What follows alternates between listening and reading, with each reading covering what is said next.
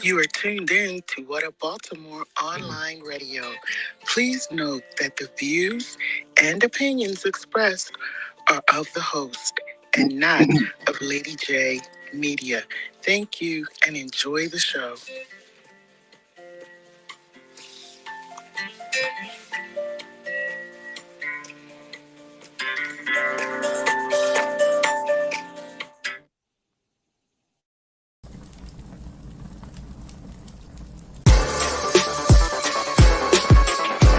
I know you do. I know you do, because that's what I do. I give you that kind of love that makes you come back. I'm your pusher, baby. You're a pusher. Why do you like this? Why you pushing me?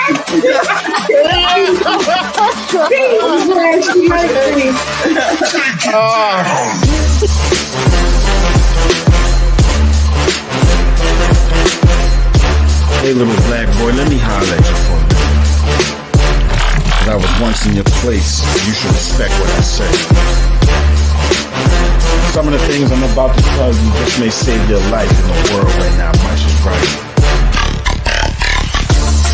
Little black boy, you're gonna see and experience all sorts of things, but don't let your mind be locked in the chains.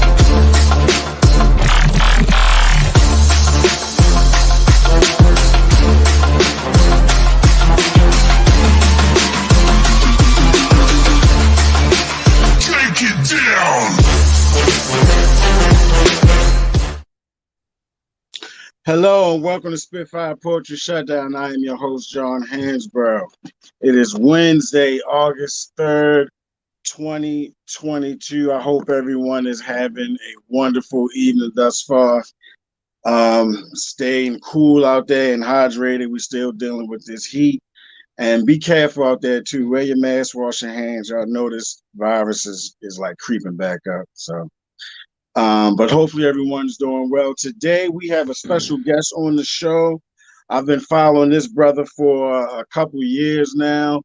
I've seen him at just about every open mic I go to. He 9 times out of 10 he may be there. But he is a musician. He is a poet. I want to introduce you all to Akil Maizon. Akil Maizon, how you doing, bro? Doing good. How you doing, bro? Doing well, bro. I'm good, man. Feeling? I can't complain, man. It's good to see you, man. What you been up to, bro? Doing good. Just same things. Working. Just trying to get a better get a better balance, and actually perform a little more than I have been. Been doing a good amount of writing lately. Now you are a poet and you're a musician as well. What instrument do you play? Can you let everybody know what you play? Yes, sir. The saxophone. Saxophone. All right. That's one of my favorite instruments. Me and my late father, God rest his soul, he used to love that instrument. How long have you been playing that though? Is that something that you learned to play as a child? Definitely not. I was in my 30s when when the idea came to me, to pick an instrument up. Wow. So did you take lessons, or are you one of those people that you just picked it up on your own? Oh, no. I definitely had some, lessons from people. That's one thing I knew that it's all relative, but I know like some instruments, like drums or even a guitar, piano, even if you ain't nice with it, you can kind of, pick it up and start getting the sound right away. But in my mind, it was clear to me that with the saxophone, I was definitely going to need to get, a teacher. So I was blessed that my first teacher, brother Tibbs, a brother, shout out to Bill Coates, who used to Bill Coates, who used to run a spot called Jazz West on Liberty Road. There was down there by where the post office is, next in that little shopping area. But he connected me with my first teacher. Wow, you've been playing ever since. With your poetry, how long have you been writing poetry? I've been writing with consistency since 1985.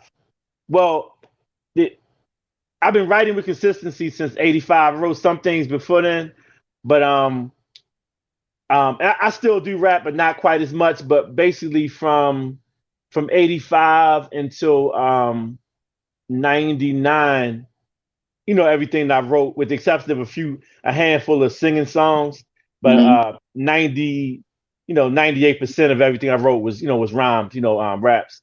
And then in 90, I think it was 8, I finally watched the movie Love Jones, and that was really my intro to spoken word. And it kind of, aside from a lot of things that a lot of people like about it, the movie and things like that, one of the things that appealed to me about it was because it wasn't necessarily music playing or a beat and or a cadence in a hip hop sense.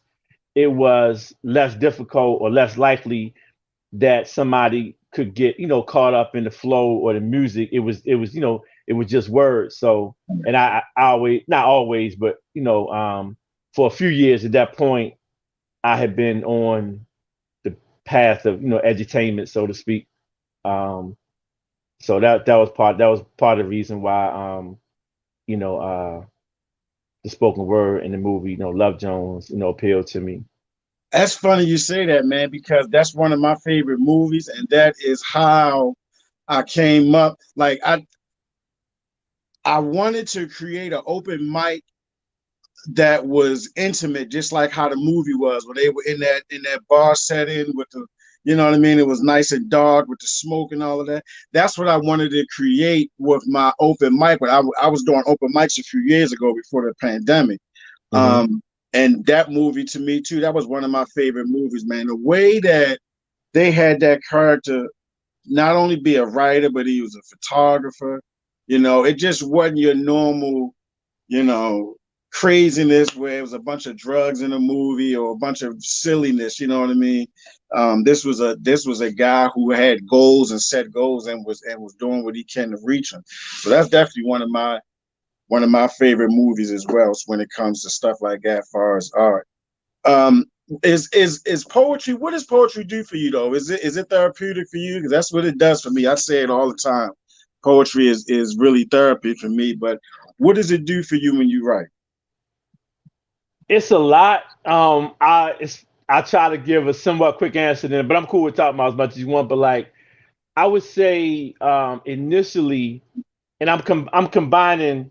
Um, well, to me, rapping is poetry. Number one, I always have believed that, and I still do believe that. So I'm kind of not kind of I'm combining those. But like one of the things that I think that low key appealed to me was, back then, was rapping was one of the first things one of the only things, at least in terms of that I was aware of, my way around, in the school I went to and all of that if you said that you rap, or if somebody said that you rap, people who you don't know from Adam not only are willing, but actually want to hear you, even if just for a few moments to see, what you got. And that was just one of the rare things. Other than that, most people, other than the people that they already know, or you know what I mean, they don't Right. necessarily want to hear from the next man or woman. But if somebody said you rap, then that was it kind of gave you, a little platform. And then also with with rapping and poetry as well. Let me be a little more clear. With rapping and spoken word, I say, Anita Baker has this song called "Talk to Me," and the hook to the song is, what's wrong with you? Why don't you tell me what you're going through? And for me, the page that I write, my lyrics on, rhymes, poetry, songs, whatever the case may be, is like that ever present ear that is there and available to hear whatever I want to say, whatever I'm feeling, whatever I'm thinking, whatever picture I want to paint. It's always there. Like, sometimes, you know, your homeboy, your homegirl, your friends, this, that, and the other may not be able to be there for whatever reasons, maybe Right. working or whatever the case may be. But Mhm. that paper is always there, and it's something that that's always been been dear to me, and I definitely think that it's it's therapeutic for sure. Absolutely, it's definitely therapeutic for me, and I found it to be helpful to me. I was in my late 30s actually, before I found out that it was there for me to hold on to and gave me something that gave me some peace and some solitude. You know what I mean? Right. Well, without further ado, man, we're gonna get right into it and let you share some poetry. I know that people want to hear you spit some spoken word. Whenever you're ready, whenever you want to spit anything, feel free to. It's nothing. On my show is no holds barred. Art is art, so the language doesn't mean anything. It's all art to me. So anything you want to share, just go right ahead. You can kick it off. Okay. So this piece is called "When Do We Have That Conversation?" Mm. When do we have that conversation? Sister Soldier said, if the truth hurts, then you'll be in pain. And if the truth drives you crazy, then you'll be insane. When one passes away and heart pumps no more blood in vein, do you think our lack of heart to study their good, bad, and ugly to a degree makes their life lived in vain? Heartfelt condolences to you and yours in this time of loss. I'm not sure if this is a good time to say this, but if it's apparent that the manner in which one lived caused them to die, when do we have that conversation?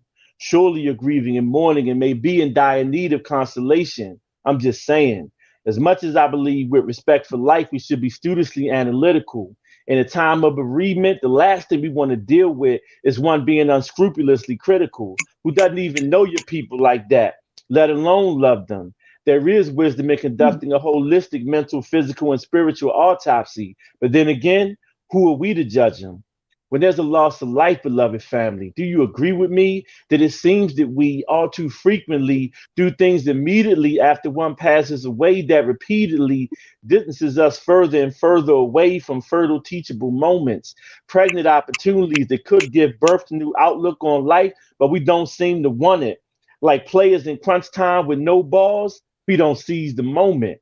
For real, they could have been fuel for hell on earth and dwell in more dirt than grave diggers and worms. But when it's their turn to be escorted in the back, dressed well in the hearse, it's kind of hard to believe that no matter how wild they are and light in the most high in his laws, when people die, we will lie and say in the people's eyes, they were a flawless child of God.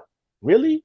When someone passes, I'm asking if, in your humble observation, one's lifestyle was actually their death style. When did we have that conversation? I Because love it. honestly, give thanks. Because honestly, in a time of grieving, who wants to be speaking when you're seeing people are not listening, but merely heard the sound of your voice? Like what farmer knowingly plants seeds on concrete? Don't they want fertile ground? Likewise, with husband who's soberly minded, co-decided with his wife that they trying to have a child, no doubt, but get to the heat of the moment and be about to erupt and then pull out. That's just nuts.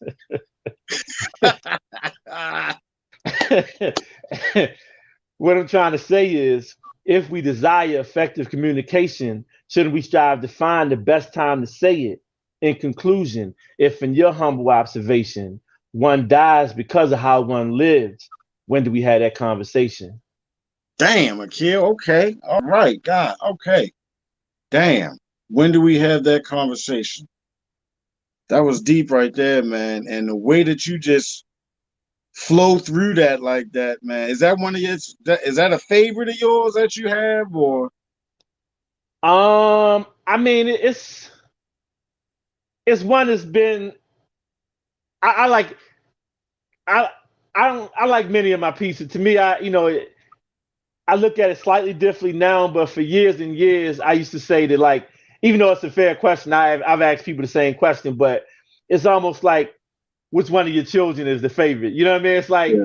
you know Yeah. what I mean? Because but that piece is just for whatever reason, in particular. I mean, I wrote it a while back, but for the past, few weeks, whatever, it's just been on my kind of been on my heart, on my spirit. You know what I mean? And so, What influenced that? Do you remember what you was thinking to make you write that?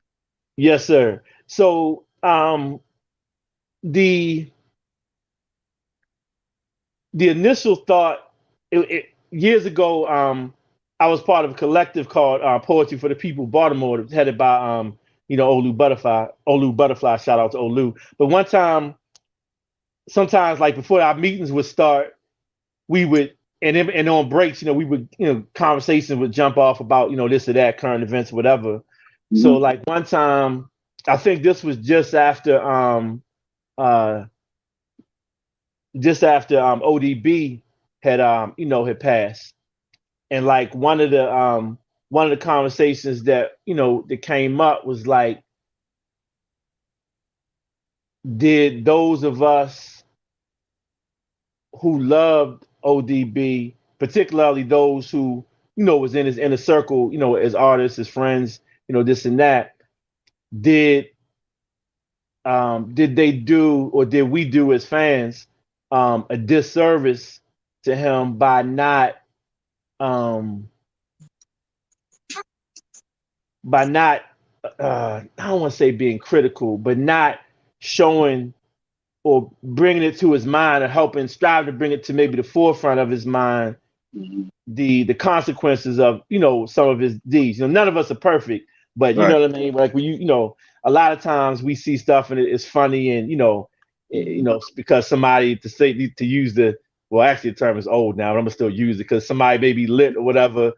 We overlook the things that we know that's detrimental. You know what I mean? Right. And so it Right. was that. And so and then that was just a recurring reflection for a number of years. But I actually wrote it. What actually inspired me to write it was similar thoughts, but about I wrote it like right after Whitney Houston had passed.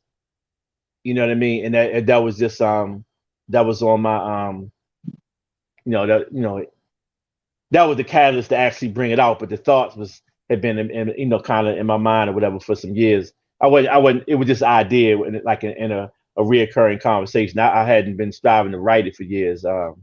But yeah. Yeah, and it's so difficult, but it's just as simple as having a conversation with so many different things that we can get down to the bottom of it with just having a conversation. But it's easier said than done sometimes. It's like some conversations that we need to have, especially in our culture and in our families. Hmm. We tend to sweep those conversations under the rug and don't want to deal with it, and it creates trauma with people in the family, with yourself, whatever, whoever it involves. So just having a conversation about it is something that's difficult, but I think that it's something that we should try to strive for, especially nowadays with the kids. Man, I got two daughters, and I say it all the time. With just social media and everything that they have at their fingertips, it's scary sometimes. And I try to, every now and then check them out, see what they into, see what they watch, and things like that, because they could get. I've seen children nowadays. I've worked in a couple of different schools over the last couple of years volunteering, and I've seen children that got issues with, like, being depressed and things of that nature, and you would think, why Hmm. would a young kid like that feel that way? But it's things going on out here that they deal with every day, you know. Right. Absolutely. So with your instrument, playing the saxophone, have you ever, like, recorded anything yourself with you playing the saxophone and doing your poetry? It's a few snippets and a few. I need to. I've been saying this, and I haven't been on it to, like I said, as quickly as I told myself I would. But on a few of my, CDs, I need to get them digitally.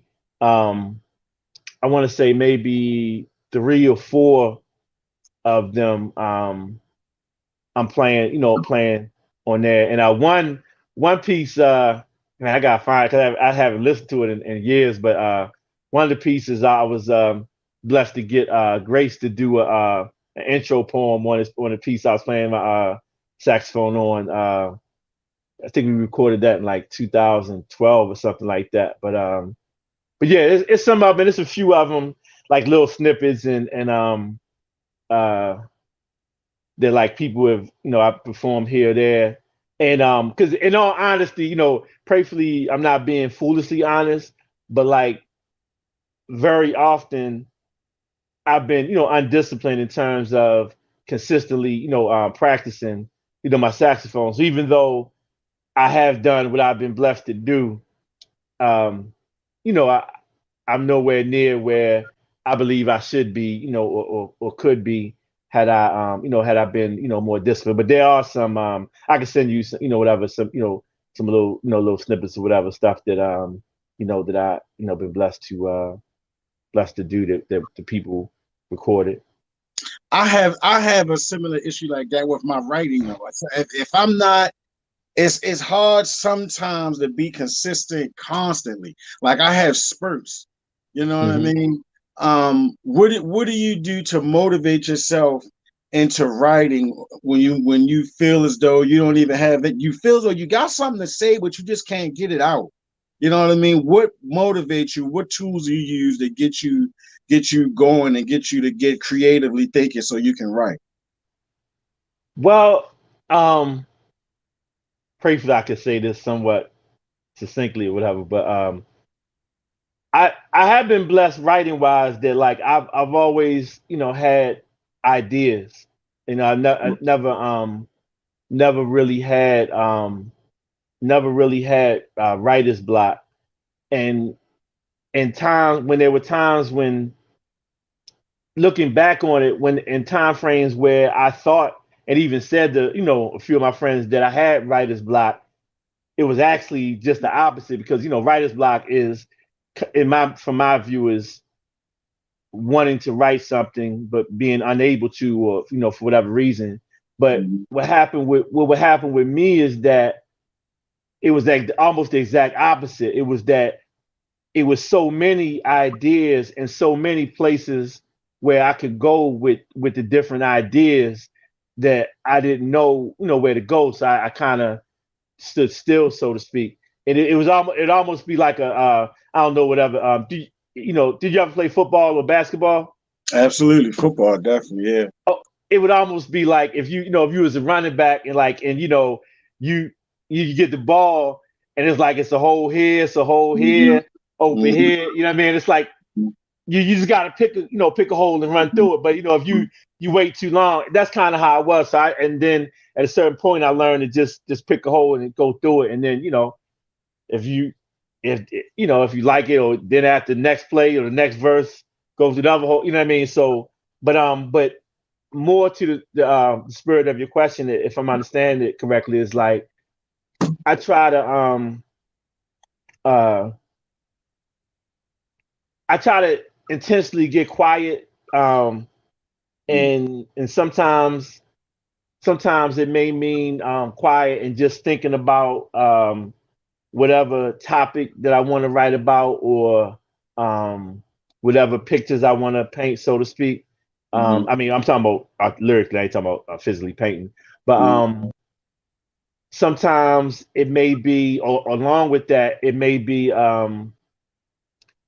like intentionally listening to music, whether the music is instrumental or has words that has the vibe of the vibe that I'm trying to channel, through whatever piece that that I'm working on. I did that recently for the piece that I don't have it memorized or anything yet, but a project that God willing, maybe perhaps later this year, but I would definitely, God willing, the first part of next year, I intend to release a project that I was blessed to pretty much complete about a month ago. But one of the things I did with that, after, without going through the whole story, like once I had the outline and had a good framework of numerous different things I wanted to touch on, I made myself a playlist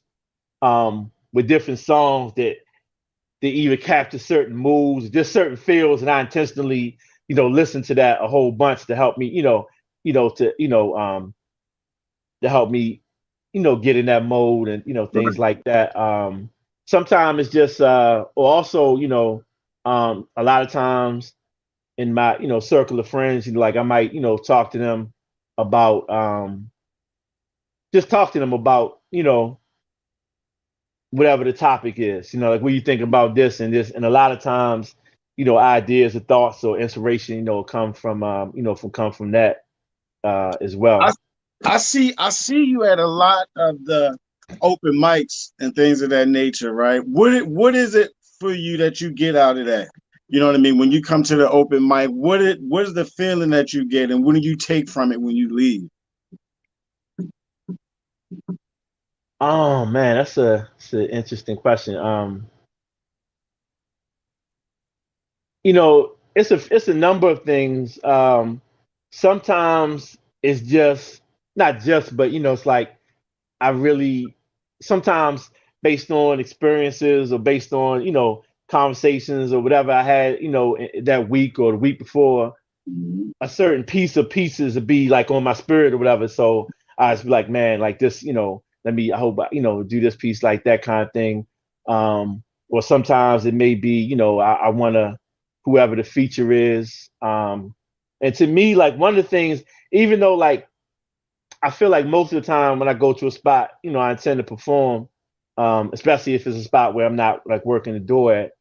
Um, um, but one of the things that I think makes for a dope spot to me is the spots that I can go to, and not just can go to, but that and desire to go to, even when I don't intend to perform. You Right. know what I mean? That's because it's just different. You know what I mean? Like that. I think that's those spots are not necessarily better, but I say more dear to me. But so I guess what I get out of it, opportunity to express myself, to make myself known to different audiences, different audience artists, hosts that may not have heard me or may have heard quote unquote of me, but not necessarily heard me, so to speak. I enjoy hearing different people's expression, Yeah. different poets, different, musicians, vocalists, comedians, and that sometimes a lot of times, inspiration, comes like that. A lot Yeah. of pardon me, like a lot of times, you um sometimes I hear somebody do something and it might inspire, a collaboration, with this or that vocalist. Like that's something that because I really I um I really music is something that's always been been dear to me. And I think earlier you asked the question or you made a statement how it's I think you used the word therapeutic, but like even aside from playing and poetry, not aside from along with like music and meditation as well are a healing for me like for yeah, I'll stop right there. I say, music and meditation and things like that are healing, for me. It's definitely healing. I agree with you 100% on that. Definitely. I definitely agree with you on that. It's healing. It does so many different things. But the one thing about these open mics and not and the people I notice and that I love about it is the love that's in the room. Every time I go to an open mic, man, I don't care where it's at in the city or in the DMV, wherever. You know, I always can feel the vibe of the love in the room. You know what I Right. mean? And that to me is special in itself because it it pushes you, it inspires you. I like to go and listen to people, and I like to sit there and get influenced to want to go up myself after I hear so many people. You know what I mean? And I'm like, damn, I want to go up too. Or when someone is up there and they may be new to it and they Hmm. may not feel comfortable and they do it and they stutter over their words a little bit and the people support them and you know what I mean, tell them to keep going and things like it's nothing like that. It's nothing like that. And I've had the experience of actually seeing people who have just started doing poetry like start to blossom and just come alive because they're doing it more and more and more in front of people so that makes them feel comfortable, you know what I mean? It's making them come out of their skin. um But so, I mean, I think poetry and spoken word, it does so much that it's, you know, I didn't even realize actually how much it does for people until I really got serious about writing. You know what I mean? I've been in certain places where I've done poetry for people, and it's like people get emotional and things of that nature. And I don't take any of that for granted because I know we all deal with stuff. We all got something that we dealing with. So, man, let's do some more poetry, man. I know the people want to hear you spit some more stuff, man. Whenever you're ready, you can spit anything else you want to do. Okay. So this is another piece. It's been on my on my mind, a lot. I haven't read this piece recited in a while, but it's called well, actually I'm not gonna say the title because if I did, it probably would give away where it's going. But Okay. yeah. But what happened was, in terms of the inspiration, years ago, a sister who's a vocalist, she does other things too, but she talked to me about the prospect of a collaboration, and she had a song wherein she was talking about domestic violence, and she said that she wanted me to write something to it. She showed me, the verse or whatever that she is saying. So I was like, man, what could I say on that? So I know I don't want to personify. I don't want to try to go into the mind of the abuser. I don't think that would be. There's nothing healthy about that. I don't think. You know what I mean? Right. So anyway, so this is what came out. During the process of courtship, dating, or just going out and having fun, shouldn't we strive to get to know our potential spouse? Do we know the meaning of courtship and what it's all about? As much as intimately we may want to be with the sister, make love to her sexually, as they say, hit the sister, we should part ways, not thighs, and quit the sister, if her words and deeds make us violently want to hit the sister. Uti Latif Ali said, if a woman aggresses upon and does harm to her man who in retaliation responds, morally, in spite of how it tends to be viewed, he's not guilty of spousal abuse or domestic violence. That's self-defense. But what do you think it is? I wonder how many sisters inadvertently or purposely drive men to hit them because they've been taught all their lives that men are not supposed to hit women. And they know that if they drove them to that point, that it would be viewed as guilt by the dude in the judicial system. Now, I do not believe in hitting women. And I believe that self-defense is natural. But for real, what would you actually do if a strong, skilled woman is physically attacking you? See, oftentimes we're like those in nature or the park who act a fool by messing with what was a docile though dangerous animal. Then they get mauled and maimed, which in some raises ire, but irresponsibility blinds us to how we fueled that fire. And we are taught by the most honorable Elijah Muhammad and Minister Farrakhan in Islam, we must not do women any harm. And brothers, if you think you might violently respond, it would be wise that you walk away first, lest you get rolled out on a stretcher or worse, carried by pallbearers out on a hearse. Through people, God works according to scriptural verse. And one of many pearls of wisdom that I heard through my brother, E the Poet MC, is this. Oftentimes we weaken our ability to deal with the challenges of life, but dealing with what could be, what someone said it would be or should be, as opposed to dealing with the way the things actually are. And I read a book whose title sparked so many thoughts, entitled When Fairy Tale Romance Break Real Hearts. Real talk. During the process of courtship, dating, or just going out and having fun, shouldn't we strive to get to know our potential spouse? Do we know the meaning of courtship and what it's all about? As much as intimately we may want to be with the sister, make love to her sexually, as they say, hit the sister, we should part ways, not thighs, and quit the sister. If her words and deeds make us violently want to hit the sister.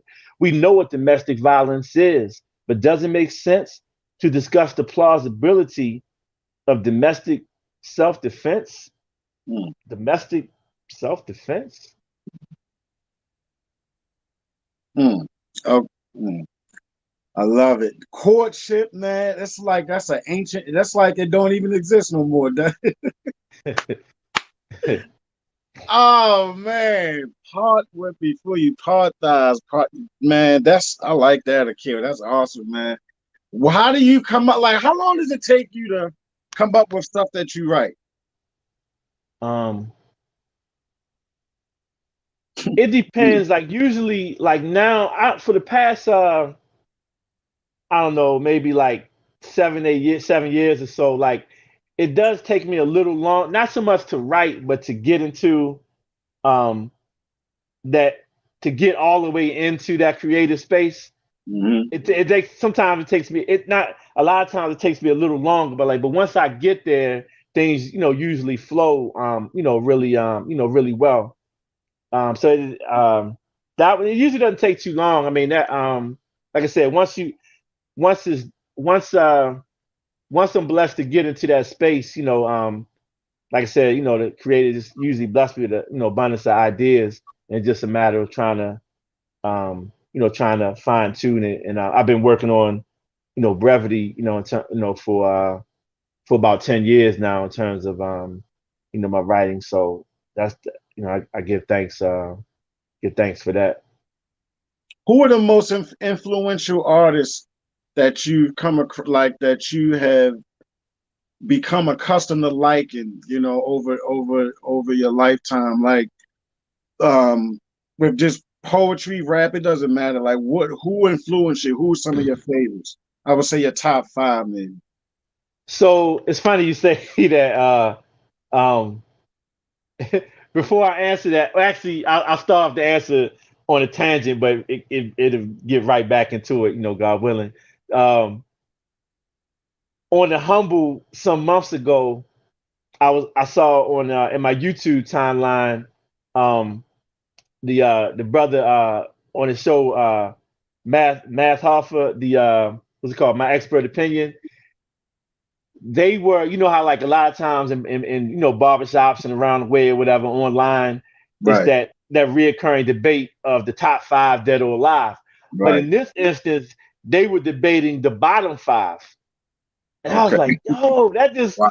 well, I'm not gonna go all into it, but and then I talked to brother, shout out to brother Ab Rock, real dope MC from based in B-More, but he said it's not really the bottom five period, it's really the bottom five that everybody knows about. But that was a tangent. Now to your point, so um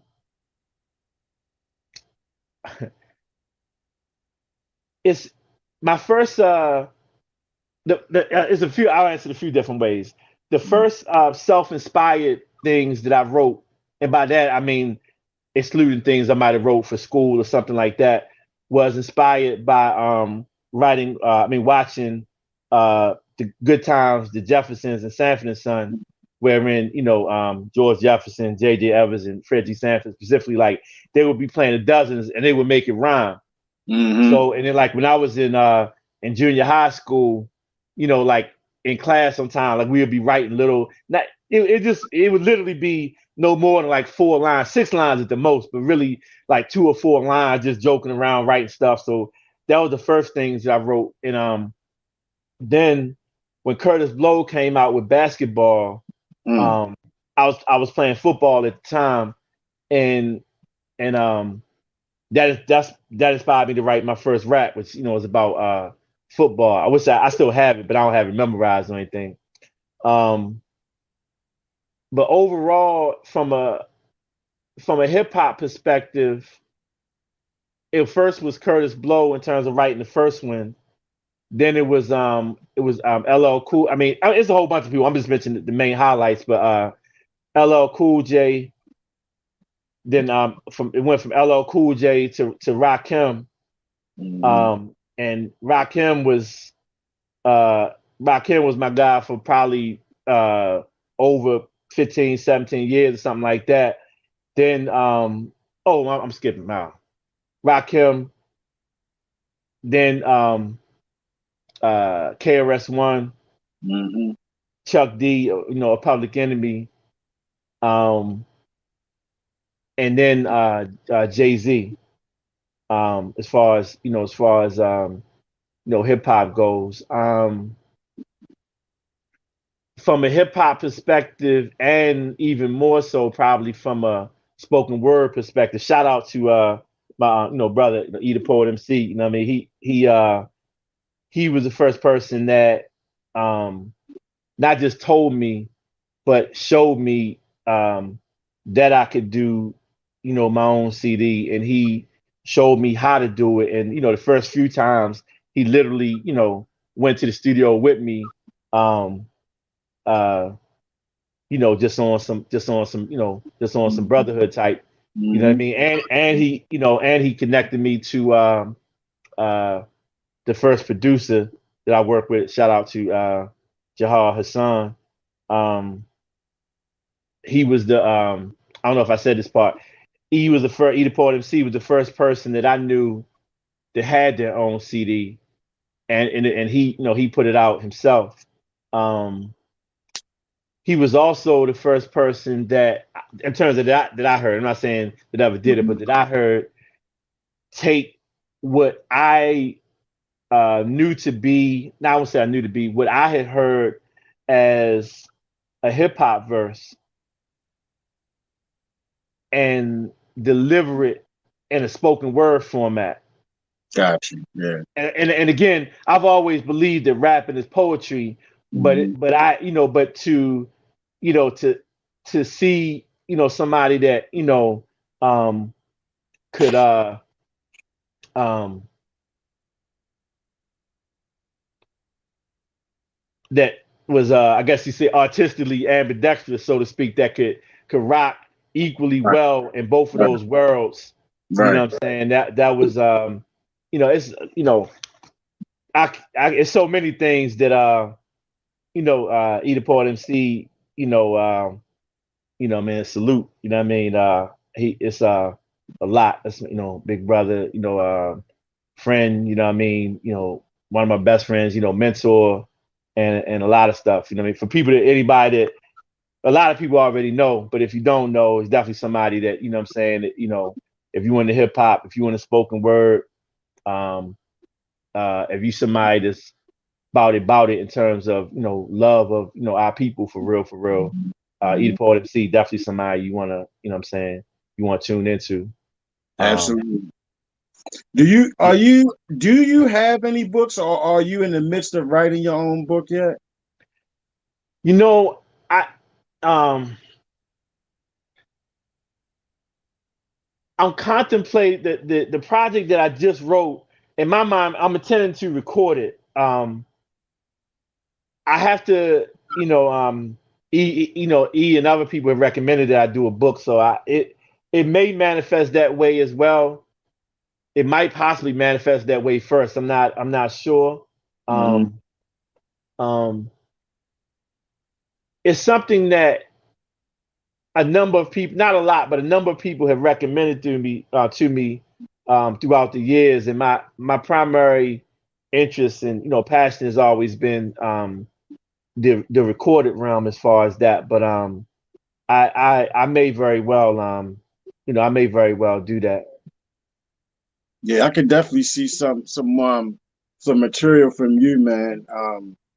That would be good. Like with you being a poet and a musician, though, it's like I wish I could play an instrument too with it, man, because to have them both come together like that, and if you could get them both to coincide, is a beautiful thing. Which would you say is more comfortable? Which would you say that you're more comfortable in doing, playing the instrument or doing the spoken word? Oh, definitely spoken word in terms of being comfortable with it, because I've been doing that Doing way that longer, Yeah. and way longer, and I've been the consistency with that has been a much higher level. But I love the chances that I had to play and the people that I had to get the opportunity to play with. In fact, I in a few weeks, I believe basically 2 weeks from now, 2 weeks from tomorrow, be blessed to be one of the features at Acoustic Thursdays. So I plan on doing at least one, maybe two pieces, on my saxophone, and bringing some other, artist friends with me to, to accompany me. Looking forward to that. Acoustics Thursdays. I believe I heard of that. Is that an annual, monthly event or weekly event? It's the first and third Thursdays. Okay. prior to the pandemic, it was every Thursday. But since the pandemic is right, it's just first and third, since things reopened, back up. Mm-hmm. Well, man, before we get out of here, I'm gonna let you share another poem with us, man. We got a little bit of time. Whenever you're ready, man, you can share something else for us, something, to leave the people with. Whenever you're ready, you go right ahead, bro. Okay. This is another one of those pieces. It just, I probably, if I was, I didn't know necessarily if I was gonna be, we was gonna be talking more, performing more, but I probably should have done this first because it's like an intro. But this was a piece that I won't explain it, but it's called The Artistic Iverson, and I should have read this first, but I wrote this a while back. It's sort of I guess like a poetic mission statement, so to speak. It's like Ray Lewis blitzing you. It'll make you scramble. Or the crossover of AI that'll break your ankles. Or the return from Venus and Serena to a place you can't handle. Like the Cy Young winner, hard to hit. Like Barry Bonds, hard to pitch. I'm so true, I'm a go-to guy and hard to stick. Like Jerry Rice, Barry Sanders, or Dr. J in their prime. Inshallah, I will manifest these desires in my mind. When I'm walking to the mic before I deliver the message, I pray you hype that when you see LeBron James or Ja Morant on a fast break uncontested. You don't know what he gonna do, but you know he gonna do something that's hard. Like back in the day where you saw Shaquille O'Neal under the rim, you know he's dunking. And sometimes it's like crunch time when you was watching Phil Jackson coaching the Bulls, calling the play with 3 seconds left. You know what's gonna happen. Either Poet MC gave me the inbounds pass. The crowd is roaring like a young Mike Tyson. I'm hitting like Michael Jordan. Whether I'm freestyling it or reciting it after writing it, I like to spit, showing versatility with versatility like Michael Vick. It's an attitude, a mindset that prayerfully I'll be blessed to parlay into some money. If it was a song, it'd have been like when Bobby Bird asked James Brown, what you gonna play now? And he was like, Bobby, I don't know, but whatever I play, it's got to be funky. Yeah. Man, I love it, man. Telling people how they can follow you, Akil, keep up with you, bro. So on all social medias, it's Akil Maizon. That's AQUIL MIZAN. Instagram, Twitter, Facebook, YouTube. Oh, thank you. I don't think I did. Thank you.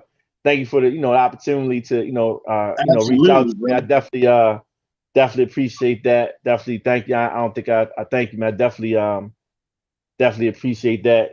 Shout out to your staff for putting it together, man. Definitely Absolutely, man. Appreciate the love. I appreciate you, bro. That's what it's for, man. I want to bring people on this platform so we can celebrate each other, man. And you know what I mean? Celebrate each other, and also in hopes to encourage somebody else. Definitely, especially these babies out here.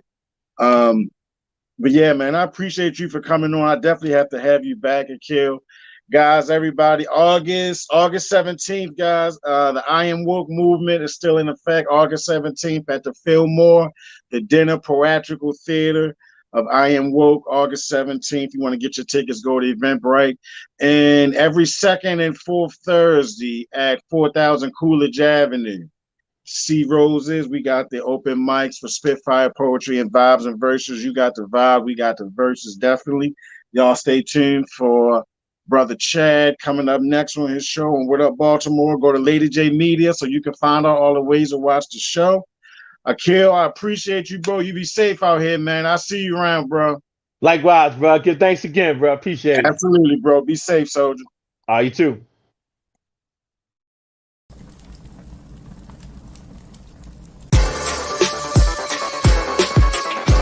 I know you do. I know you do, because that's what I do. I give you that kind of love that makes you come back. I'm your pusher, baby. You're a pusher. Why do you make you push me?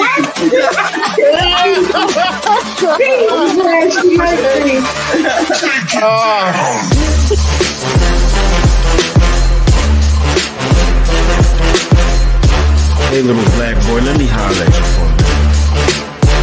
'Cause I was once in your place. You should respect what I say. Some of the things I'm about to tell you just may save your life in the world right now. Much is right. Little black boy, you're gonna see and experience all sorts of things, but don't let your mind be locked in a chain.